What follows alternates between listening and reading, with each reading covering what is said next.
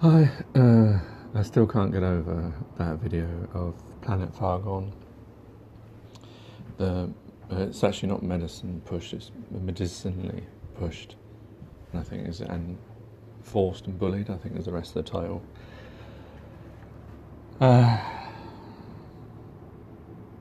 I'm just so shocked how human beings can detract from themselves. In the sense that this professional, this man, has lost his human side. He's forgotten that he's playing a role as a doctor, a surgeon, a specialist, whatever he is, and he's forgotten that it's a role, like an act, as it were, when he's giving his professional opinion without. But that's the way. The thing is, like, you always get that, I've been, I always get myself in trouble when I write emails and things, because I will put emotion, I will say things that are truth without fearing, that, I think to myself, like, what's the problem with telling the truth? As long as you say it politely, but some people, no, don't say that. What? No. You can't put those things in there. You can't put emotions in there. You got to keep it cold and journalistic. That's what I used to hate about journalism when I studied it. Is that it's like who, what, where, why, when, whatever. You have to keep it clinical. The sentence must, mustn't, deviate or you know me, I waffle like no one's business. I go off on one tangent and then the other and forget where I've been. But within doing that, you find truth. You can listen to me and you know that I'm a real human being. You can hear different sides of me, the mistakes I make or the good things that I have, whatever. You hear all of that. I'm not clinical, I'm not speaking as a BBC presenter, But that's the same with letters. And this guy, that's what he's done. He's written that letter in a clinical fashion, stating the facts, as it were. Just only those things. No kind of humanity in his sentencing. That's not allowed, because we're taught that's not allowed. You can't, you shouldn't put those types of things, because that's your own opinion. What do you mean it's your own opinion? Everything is your own opinion. It's funny how we separate things. But it's still astonishing me. I'm still reeling over it, and obviously because I know it's about Des, that makes it even worse, And I know he's probably listening, and it's awkward when I know he's listening to be speaking about him. It seems like as if I'm being rude, but he's trying so hard, and he's being helped by lots of people on YouTube, on here, and his family, etc. But the people that are not helping him is the medical profession, the pharmaceutical companies. Those people, that is their job to look after people, the well-being of us all. That's what we've given them charge over through government and etc. So how is that possible? Why aren't they doing that? What are they so scared of through testing? There are lots of tests. You can Google things, and you'll see that there are people that have done things. And there will be some scam type things in there. And maybe there's some people that are pretending, and maybe there's some people that, could have been other reasons, whatever. But there's too much of it. The fact is when you Google chemotherapy, its success rate is really, really low. And it's a very painful and disturbing treatment. You'd think then that would give you a reason to test everything you possibly can. How expensive would it be to test these alternatives? And if they had already been tested, because some people probably say, oh yeah, they've already tested them. Well, we'd be able to find that document, isn't it? I'd be able to find an NHS document or some pharmaceutical company's document. to show that they've done these tests on these things.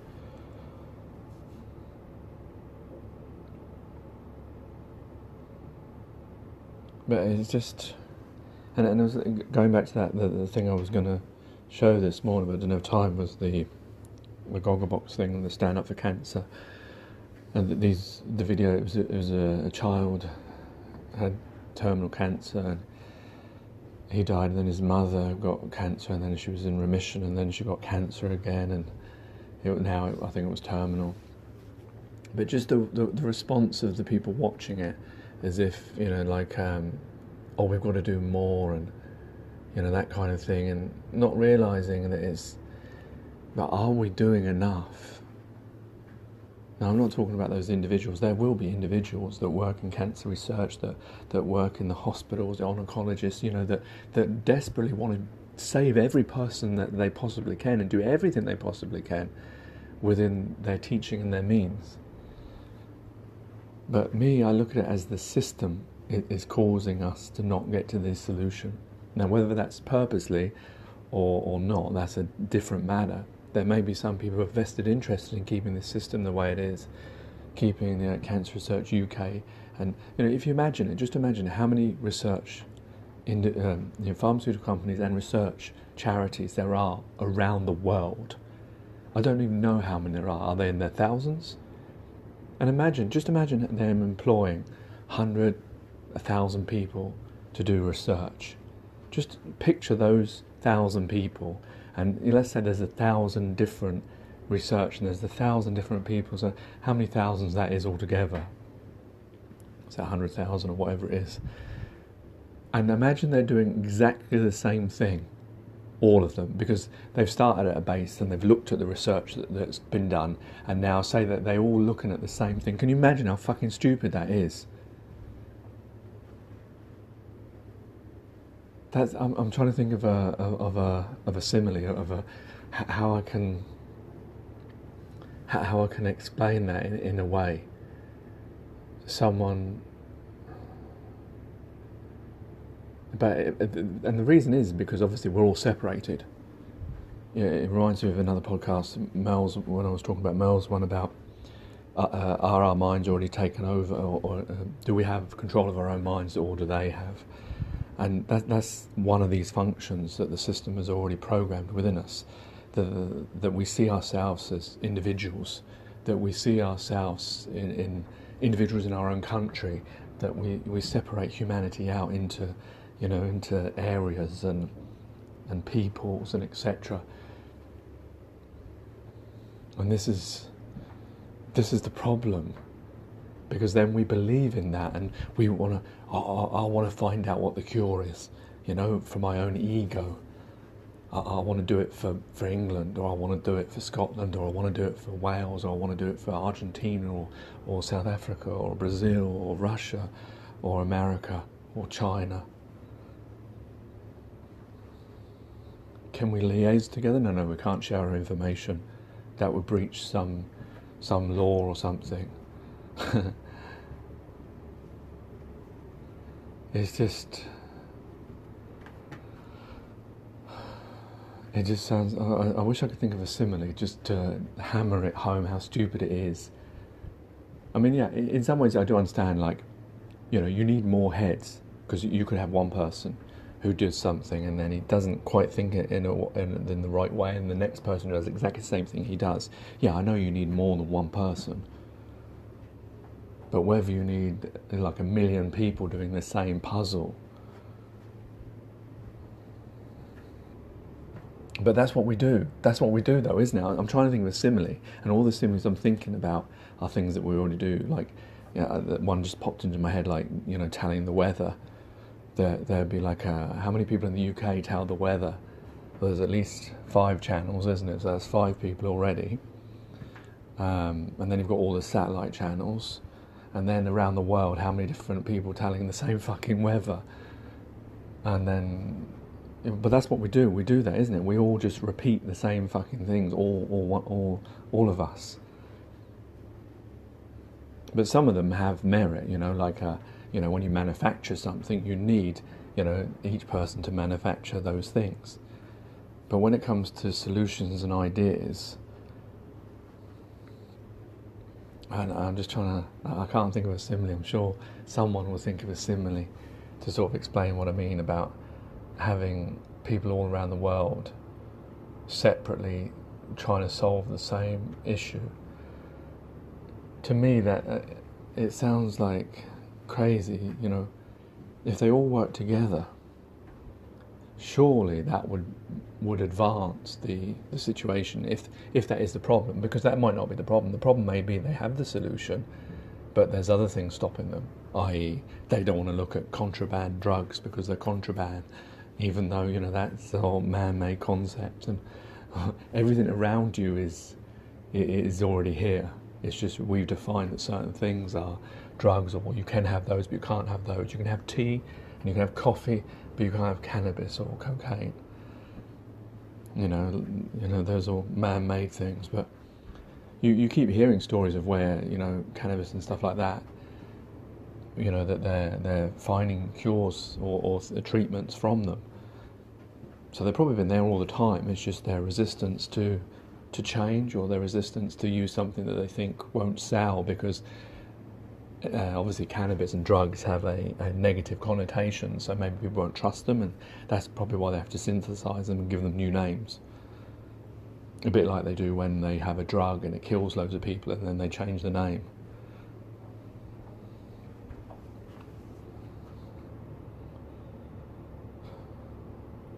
But yeah, it's just, and this is just the tip of the iceberg of how people in power, you know, all of us must have come up against people in power before that, and how you feel so helpless to like shouting and just wanting to get it resolved, to get someone to listen to your common sense, and that is the most difficult thing in the world.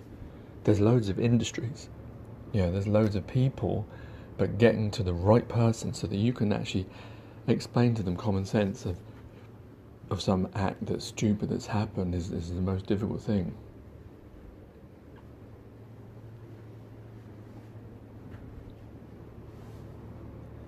I don't know what the solution is, but I know there is a solution. It's just whether the right people think about it and make it happen.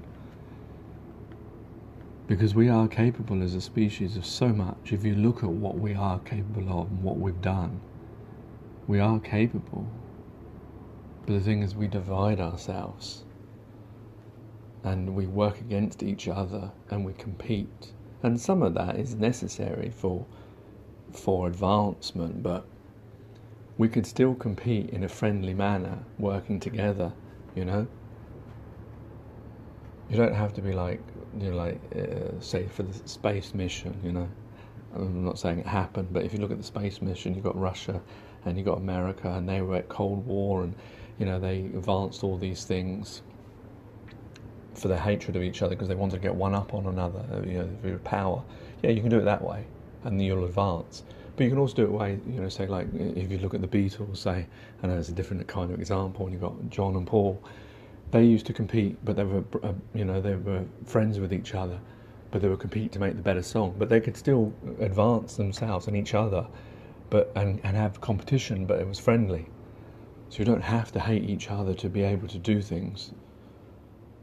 So I don't understand why us as a species is not realising that. Surely, if I and other people can realise it, why is it the people that go to Eton and go to Harvard and you know, Oxford and Cambridge, why they can't see this? Why can't they see the fallacies that we all see? Whether you want to believe in flat Earth and, you know, conspiracies and all that kind of stuff, just at the I'm going to sound like subtle infinity, the macro, you know, or is it the micro? I'm not sure which one. The macro level, you know, the actual fundamentals of our species and how we live. How come they can't see all these injustices and inequalities and stupid ways of doing things and change them? Why would you? So what is the excuse for that? Or is it the excuse that power and money, or is it, you know, just because the old boy network are there, and if you do have a radical idea, radical ideas, you have to put radical in front of it, because then that scares everyone. But if you have an idea that's different from everyone else, and you want to try and advance it, and they just shut you down, or tell you, don't say that, just fall into line, here's some money, Here's some power. Go off and do the same things that we've done always. I know I've gone off on a tangent.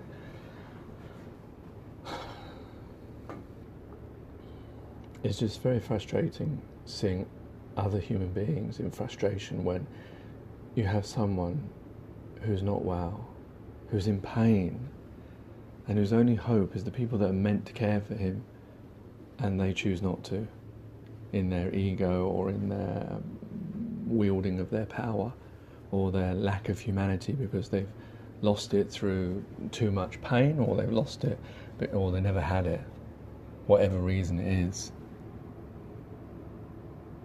Or I saw the excuses, well, I'm just being professional, I'm just being... Well, mate, you're a human being and he's a human being. If there was anything you could do for his suffering, wouldn't you want to do it? Any chance, no matter how small. Because chemotherapy, was it a 5% chance in the first 5 years of it going away, but then maybe coming back? You hold on to that as if it's like penicillin. So why can't you hold on to other chances, no matter how minute? It doesn't matter. Even the fact that you may make the person feel at ease, because that, how you feel makes a difference of your recovery as well. Being listened to, being felt that you're being cared for, and it also helps you with the decision-making process. It's just very shocking. If you haven't listened to the video, wherever you are, whether you're on Anchor or Google Cast or wherever you're listening to me from, please go to YouTube and go to Planet Far Gone and look for Medicinally Pushed and listen to this letter. A letter that's sent out to a real person from another person, a doctor and a patient. I think it just says everything about our humanity, or lack of our humanity, was, like I say, so-called humanity, because I think that title, we don't deserve that title. That's just a title to rub up our egos and make ourselves feel better about ourselves. But we are not humane in any way as a species. We're selfish, we're greedy, we're possessive. Anyway, I was trying to end on a high note and more positive, but the positive thing, I guess, is that people are waking up and are seeing this. And every person that listens to the letter, every person that listens to, these different videos, Sheep's Needs, Planet Far Gone, it doesn't matter who, Jamie Brown, Pete Shea, Beyond the Imaginary Curve, Subtle Infinity, whoever it is. People are starting to change their views. And through time, that's the only way that we can change and make a positive change and actually live a better human existence, a true human existence. With each other, for each other, by each other. Take care, take it easy. God bless and peace.